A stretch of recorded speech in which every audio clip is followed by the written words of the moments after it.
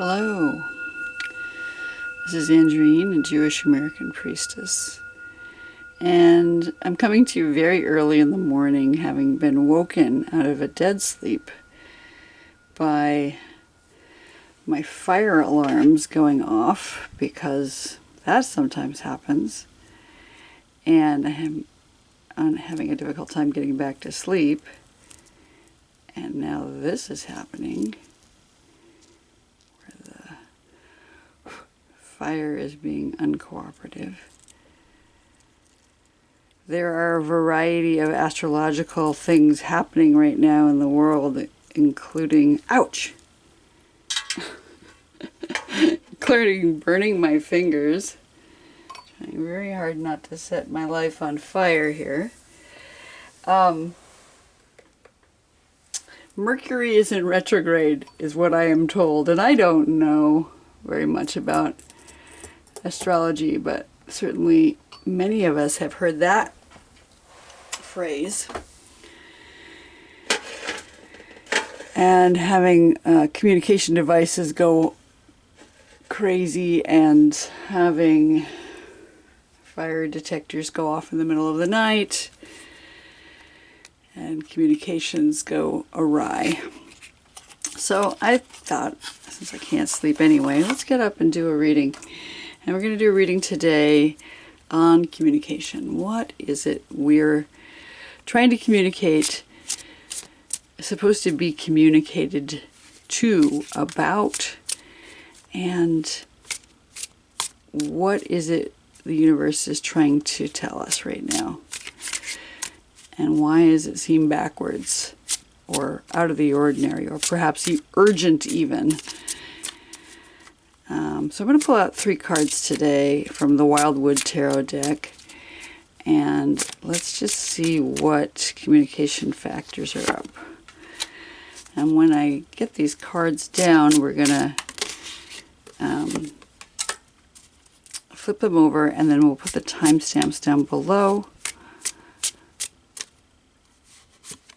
and you'll get to go straight to your reading, and we'll do Hebrunes in the reading. But let's first see what our cards are this morning.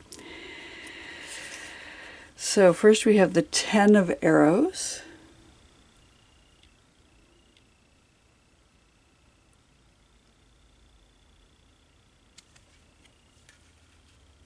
Secondly, we have the Green Man.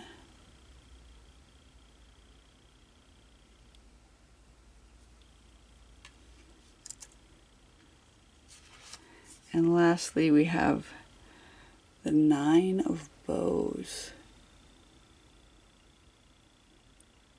Interesting set of choices.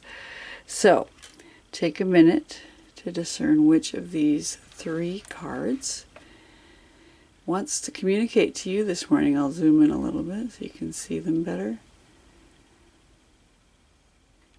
Which of these 3 cards communicates something to you, draws you in? And I'll again put the timestamps down below, and I will see you in your reading.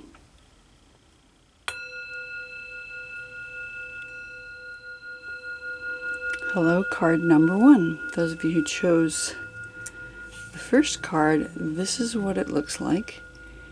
It is the 10 of Arrows, and it says on this card, instruction. Traditionally, the 10 of Arrows, which would be the 10 of Swords in a regular tarot deck, shows a person on the ground with 10 swords stabbed into their back. But interestingly, this one says instruction, and it shows an elder character giving a younger character directions on how to fire their bow in the correct direction. You can see on the wall behind them are 9 of the arrows, and then the 10th arrow is on the bowstring, ready to let fly. And how I'm interpreting that is, frequently we see the 10 of Swords as being a card of travails and incredible pain, distress, death even. But this deck, which I really appreciate, takes that and turns it into a learning experience. All of those swords, all of those arrows have served to instruct us in some direction. And now that we're at that 10th arrow, we're ready to let it fly. See where it lands. And here's somebody, again, an elder, someone who has the experience, taking a younger person under their wing as an apprentice and teaching them the ways.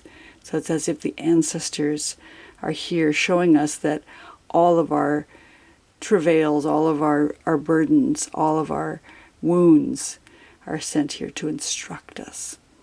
So that's interesting with the communication issue that we have up at question right now. So I'm going to set the card off to the side and we'll take out our Hebrunes. And today I'm thinking I'm just going to do a 3 Hebrune spread.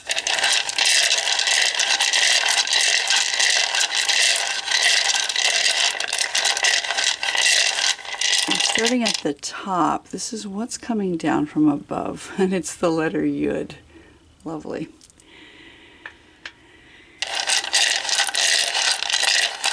What is our challenge in the situation? Challenge or fear? We have the letter Kuf.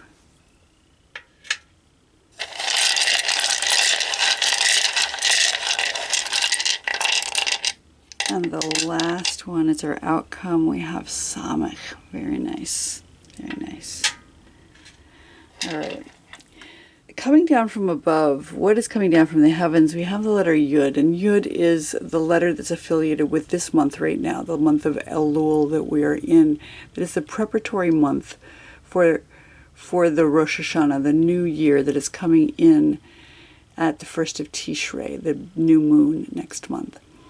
So the Yud is the smallest of all the letters, and it contains everything within it. It's like a seed or a sperm, and it gives that connotation of something that has all the potential. It's like that bow on the string about to let fly.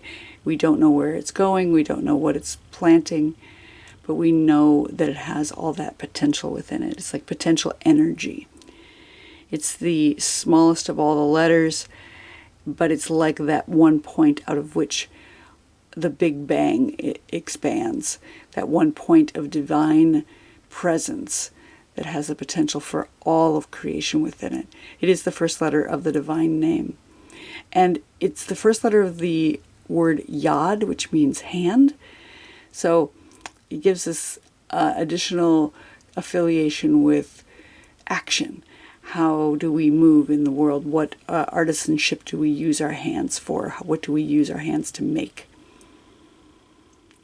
Yud is also the first letter of the divine name, the Yud He Vav He, which is a compression of all the verbs past, present, and future. So it's about becoming. It's about that seed of potential for becoming. So that's what's up right now. This bow holding the arrow on the string, ready to let fly. So there's something right now about the potential, maybe for communication, maybe for being able to receive communication from our elders, from our ancestors, getting some instructions.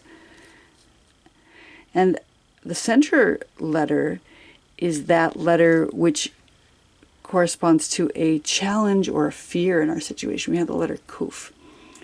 The letter Kuf is the first letter of the word Kadosh, which means sacredness. It's also the first letter of the word Kof, which means monkey.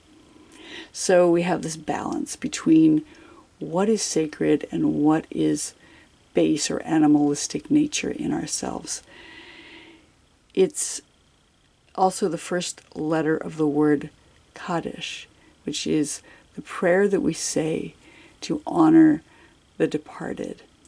And it's a prayer that is often affiliated with what we say for the dead, but it doesn't say anything about death in it.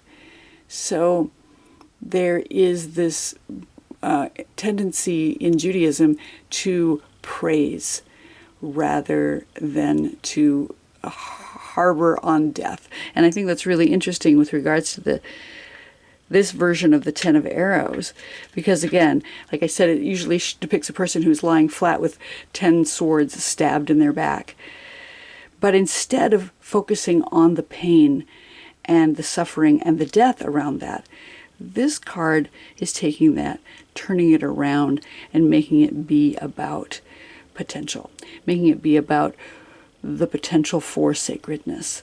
What is it we're learning? What is it we're trying to release into the world now that we've experienced that? So the challenge here is, how do we take those arrows that are stabbed into our back traditionally and turn them into both a beautiful pattern on the wall behind us, like a wheel that is turning, and also how do we use them to turn them around and set them free into the world? That's what it seems to be the challenge right now. And maybe the fear is, if we're not being able to make that distinction, if we're just sitting there lying on the ground bleeding and feeling like, oh, woe is me, we're missing out on the instruction that we're receiving. We're missing out on that communication, that potential for communication. And our outcome letter in this reading is the Samech. Samech, again, looks like that wheel that's up on the wall there. It's about cycles and circles and things turning. It's also the foundation of agitation. In the Sefer Yetzirah, the book of creation, this usually looks like a thorn. And it's about agitation. In the Paleo Hebrew, it looks like a thorn. You can see a little tiny thorn up in the upper left corner. But that thorn also looks like a yud.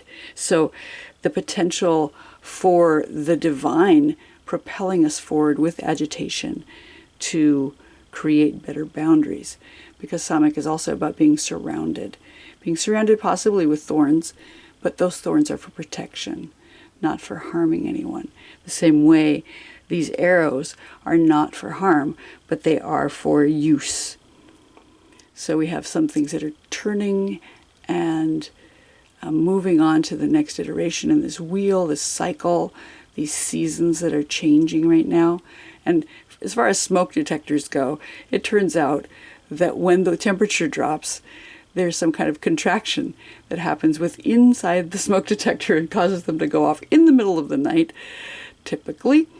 So that's why I'm up. Anyway, we have the wheel. We have the turning of time, of cycles and seasons. We have this idea of boundaries and agitation as well, something that's agitating us to create better boundaries and to find ourselves in the next space. So the completion or the fullness of this looks like we have this this seed, this potential for communication, this potential for growth, this potential for what is going to be coming up next. We're planting a seed right now.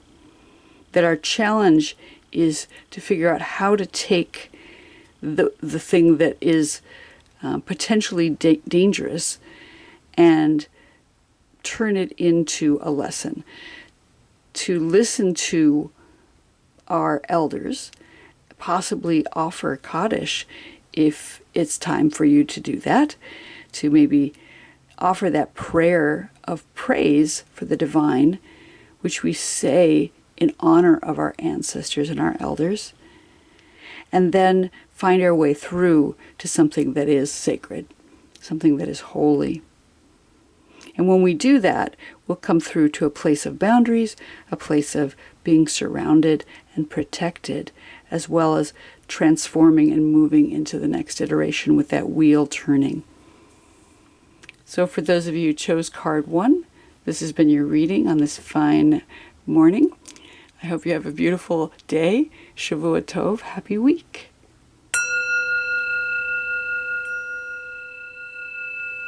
Hello, card number 2. Here we have the Green Man. It's got several faces on it, at least Yes, I think I can see several. It's a little dark here right now. We've got the green man himself, who is this figure who is, made out of plants, basically, or is growing into plants. I love that he's got this horn here, because right now we're in the month of Elul, which is the month where we play the ram's horn every single day, and I've been playing that ram's horn every day except for Shabbat. And it's a communication tool, interestingly. So the green man, number 4 in the tarot, is usually affiliated with the emperor. And the emperor is the one who has this power. But you'll see in this particular version, he's sort of a wizard, rather than just being an authority figure. I'm sure he's got authority, but he's got this spear in his right hand and this horn of communication in his left hand. He's got a cauldron and fire beneath. So he's got all of the elements here, the earth, air, fire, and water. And he's got a little friend here, a little dragon on the spear, as well as this guy on the cauldron. So a lot of different tools here, a lot of different power. And that giant horn that, like I said, in Judaism is used for communication. It's often used in communication for movement of large groups of people. So you get, 12,000 people out in the desert and you need to move them from one place to the other. You use the shofar to make calls that tell people what direction to go. And the green man here is holding all those tools. He's got all the power. He is the one who's in charge and authority, has the horn. The person who has the horn is the person in charge, the person who has that communication device. In ancient times, in certain small villages, it was illegal to own a horn that would be used to move troops, because if you knew how to play, say, the cornet or the trumpet, you could signal troops to do one thing or another. So unless you were tasked with that job, owning one was actually an offense against the military, against the powers that be. So here we have the green man holding his shofar above the cauldron which is surrounded by fire, and he's got the spear, which represents sort of those swords, that arrow that is about air and communication as well. So really lovely card. And let's pull out some Hebrunes to determine what else Green Man wants to tell us today. I'm going to do 3 today, so it's starting at the top.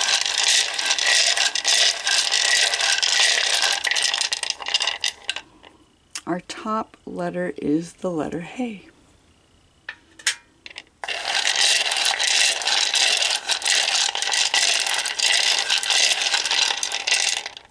In the center, we have the letter Het. Interesting.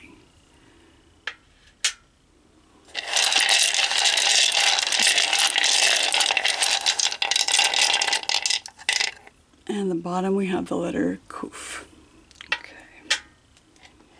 So, at the top, this is considered the present situation that we're in. What's coming down from above? What's coming down from the heavens?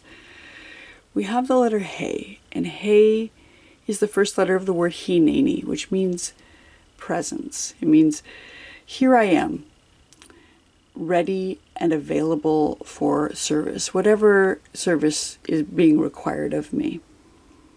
So the letter Hey and that word Hineni speak to me about showing up, just being present, being available. It is 2 of the 4 letters of the divine name, the four-letter tetragrammaton Yud He Vav He. And so since it shows up twice in the divine name, it's as if it's saying 50% of divinity is just showing up. And showing up for the divine and having the divine show up for us. We have to meet halfway. Hey is the number 5 in Gematria. It's the 5th letter of the Hebrew alphabet.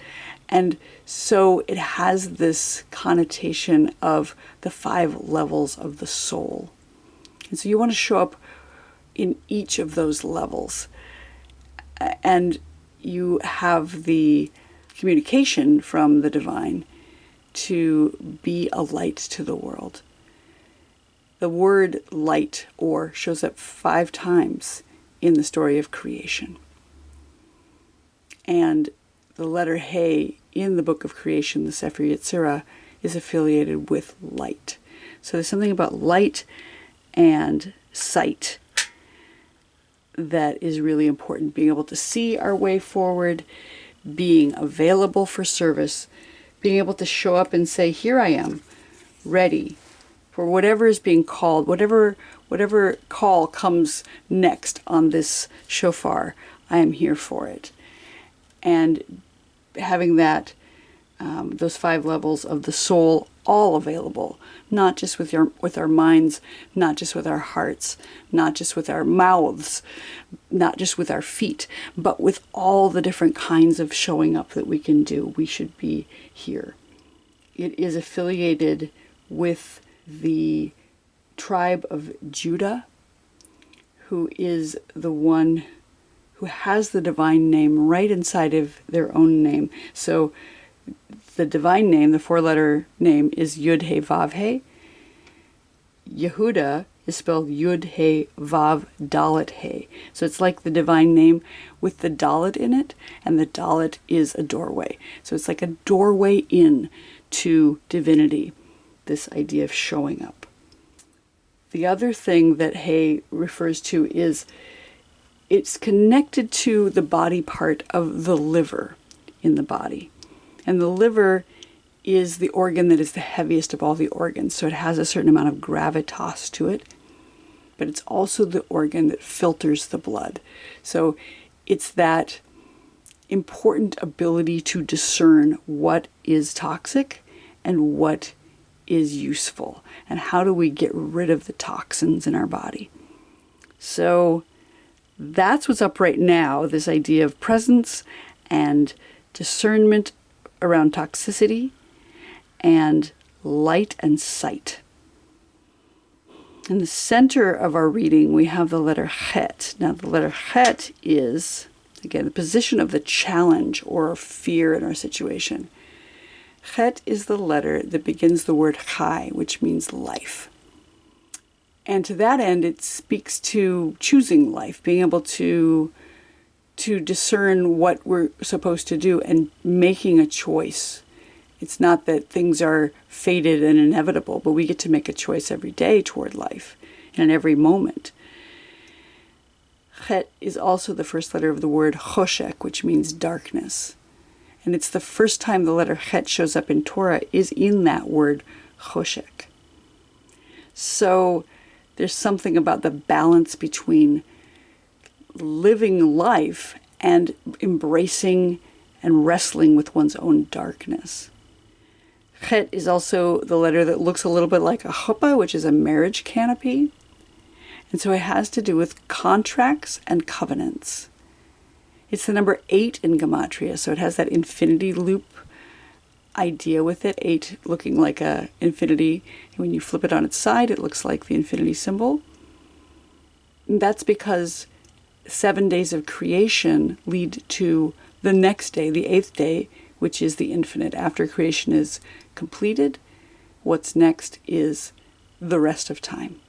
So in the center, we have this challenge of choosing life, of facing our shadow, embracing our darkness, and heading into the infinite, really leaning into the infinite, both in terms of the infinite as divinity and the infinite as the unknown blankness that's coming.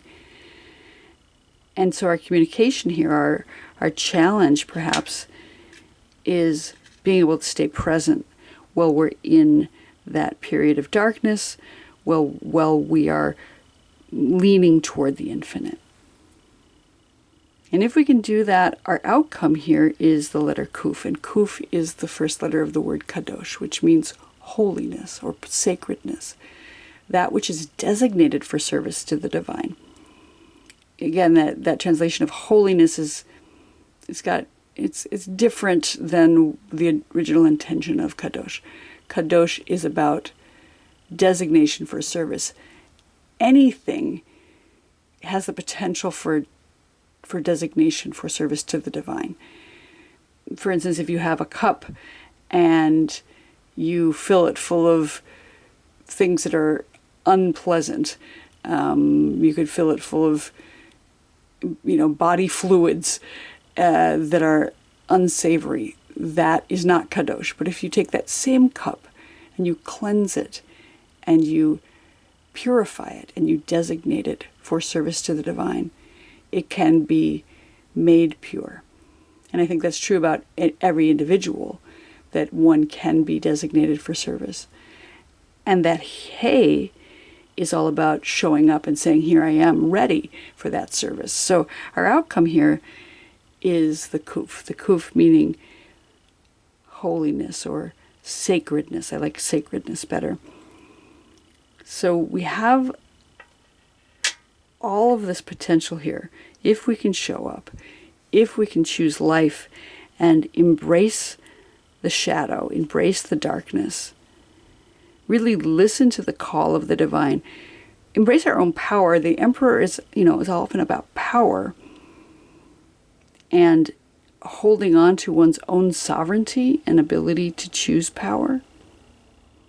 Then we can get into a place of sacredness, of designation for the divine, of designation toward what it is we need to hear through that shofar, to cook up in that vessel what it is we're cooking up that is, again, for potential sacredness.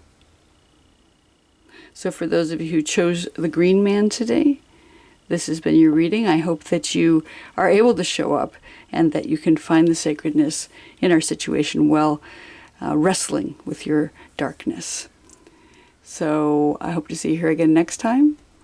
Shavua Tov, happy week.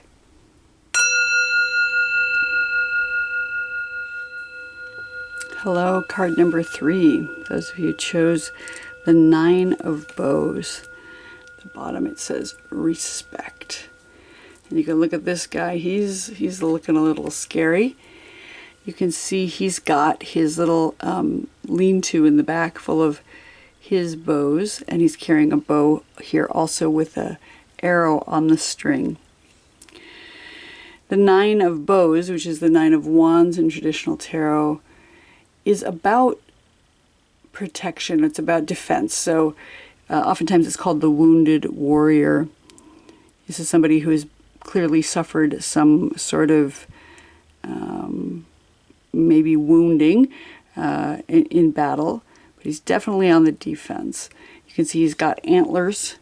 Antlers are all about protection, and he's wearing amulets around his neck for protection as well. There's a lot of wood around him and a tree in the back here that looks a little bit threatening as well. But he's comfortable in this position. He's comfortable in his position. In this space right now where he is holding protection around his shelter. He's trying to defend it. And he's a little bit suspicious, I think. He's looking a little bit suspicious. And he's requesting respect in his way. He's being owed the respect that is deserved to him. So what's his communication with us today? Let's pull out some Hebrunes and see if we get some more clarity about that. We're going to just do a 3 Hebrune spread today.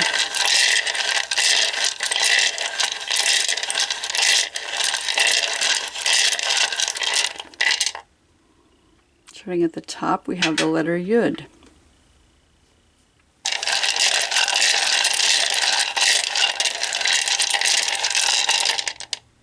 In the center, we have the letter Tet.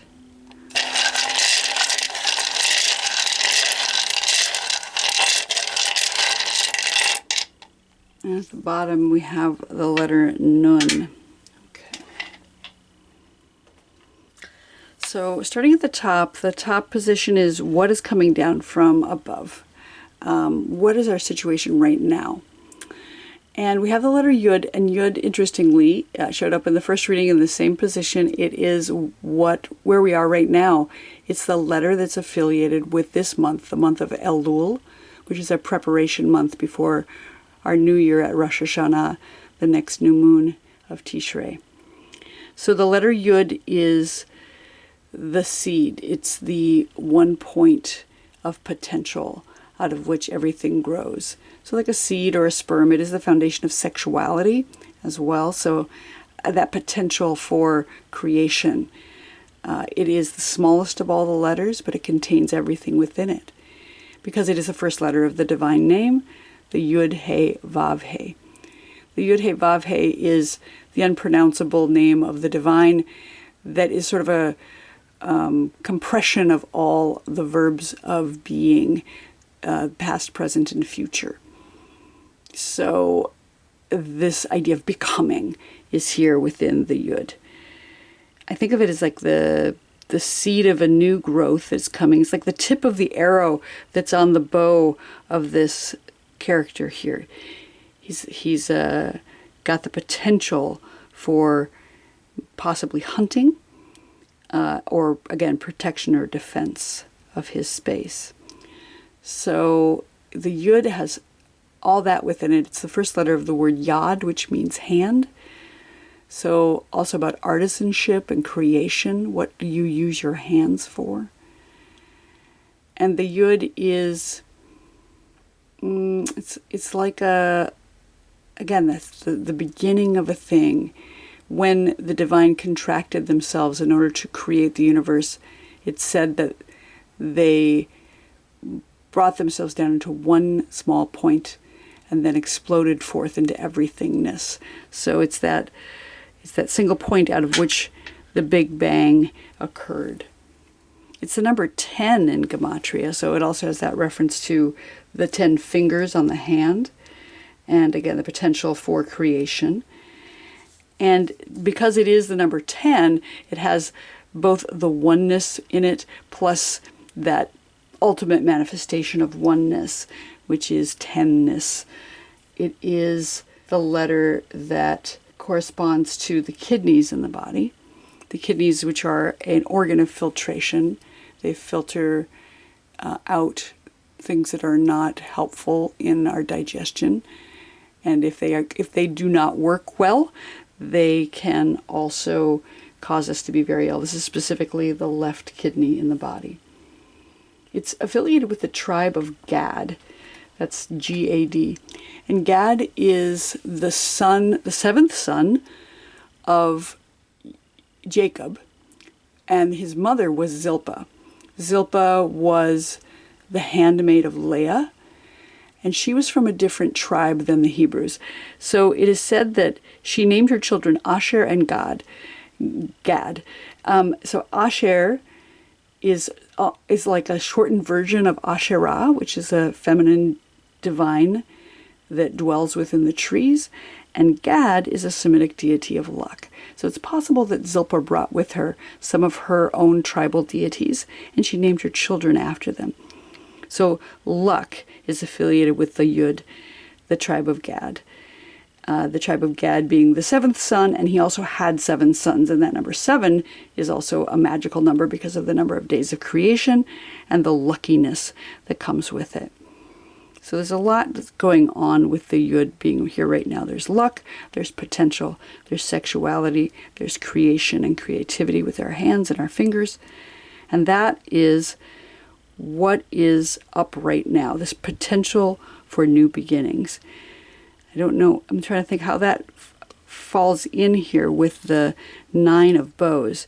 Well, the 9 of bows is, it says respect, and he is a protective character, and 10 is 1 more than 9. So there's something here about that we have. What's up right now is the fulfillment of 9 to 10.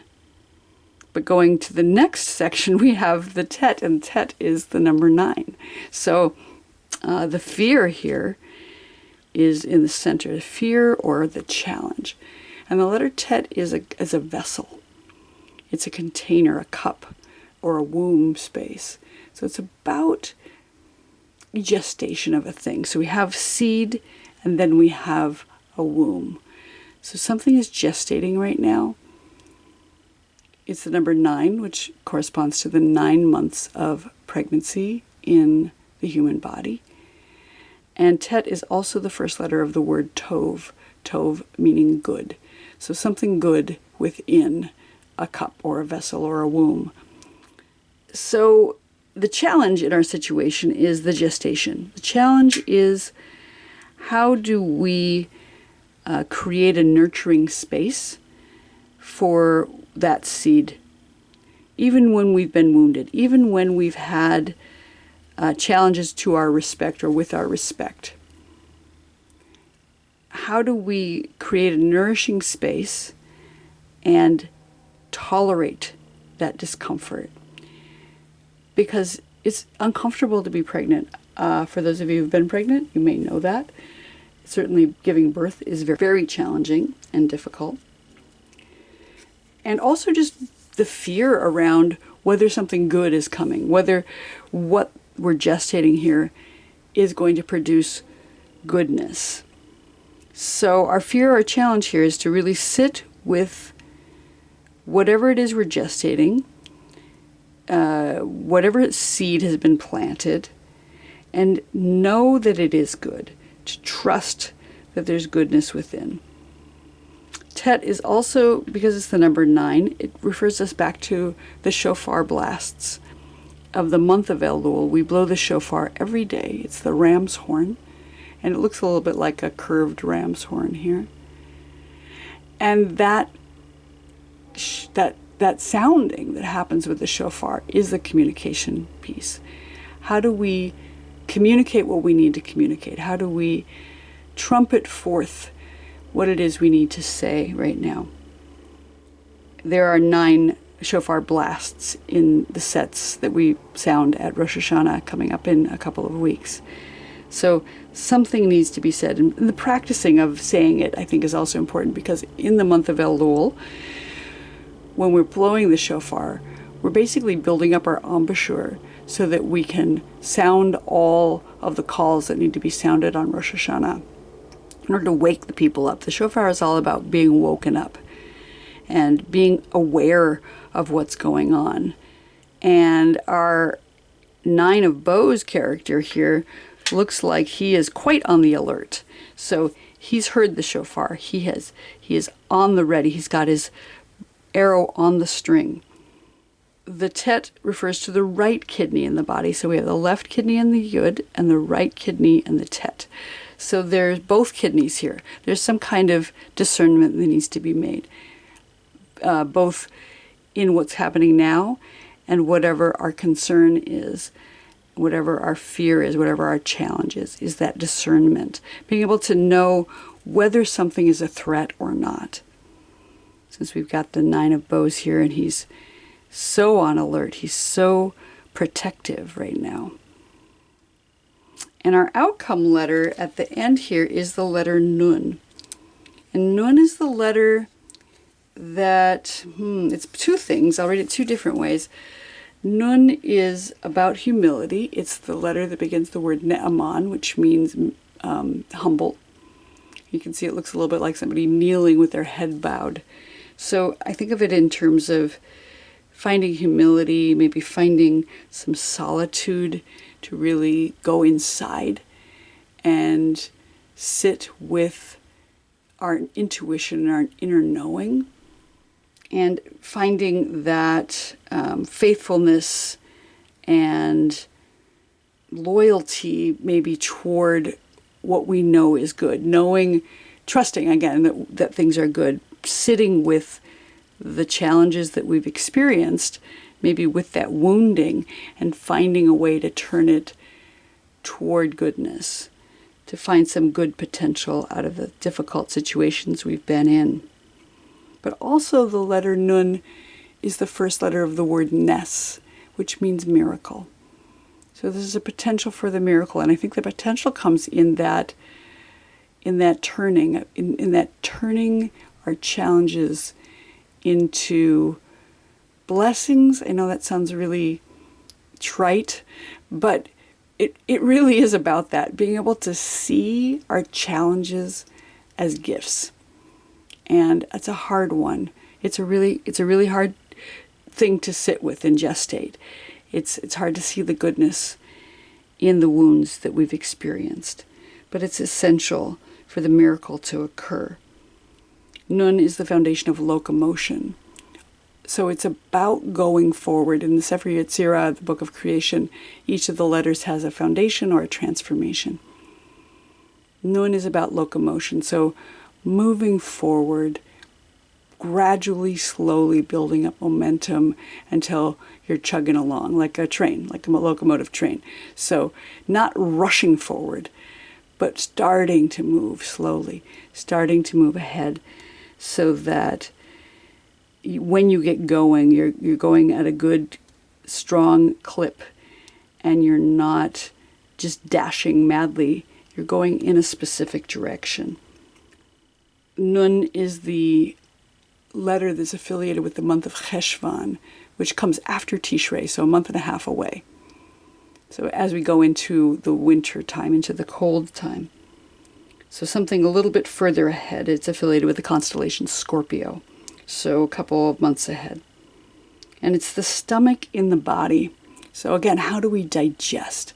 How do we take the things that we've struggled with, the things that we're gestating, the things that have planted as a seed, and digest them to extract what has been nourishing for us and release, really chew on it. Like with our stomachs are these digestive organs that sort of mush up our intake. So we're taking in that food, that spiritual growth, that knowledge, and we're ruminating with it and sitting with it like a hermit, sitting in the potential for what we can extract from it. And when we do that, we'll have the ability to find the miracle in our situation. So know that right now the seed that's being planted, it's about something becoming. It's coming from the divine, that our gestation, however challenging it might be, has goodness within it, and that out of that we'll find humility. Through our humility, we'll find the miracle. So respect will be given, and we will have the ability to discern how our wounds are serving us. So for those of you who chose the Nine of Bows, this has been your reading. I hope you enjoyed it and that it's been useful for you. And I wish you a Shavua Tov, good week, and we'll see you here next time.